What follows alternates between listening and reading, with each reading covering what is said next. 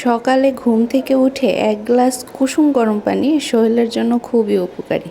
তো খালামণি নিয়ে আসা নলি হচ্ছে আম্মু রান্না করেছে, খেতে খুবই মজা হয়েছিল। একটু স্যুপ স্যুপ করে হচ্ছে রান্না হয়েছিল, আর বাসার সবাইকে হচ্ছে মিষ্টি দেওয়া হয়েছিল। আসসালামু আলাইকুম, কী অবস্থা সবার, সবাই কেমন আছেন? আলহামদুলিল্লাহ আমি ভালো আছি।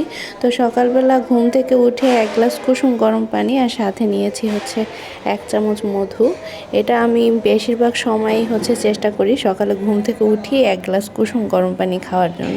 তো গতকালকে নলি হচ্ছে আম্মু রান্না করেছে, প্রেশার কুকারে 16টা সিটি দেওয়ার পরে একদম নরম হয়ে গেছিলো হাড়গুলো একদম মানে এত নরম হয়ে গেছে যে মানে চিবিয়ে খাওয়া যাচ্ছিল। তো মুন্না হচ্ছে তান্দুরি রুটি নিয়ে আসছে, আর সাথে ছিল এই যে গরুর নলি।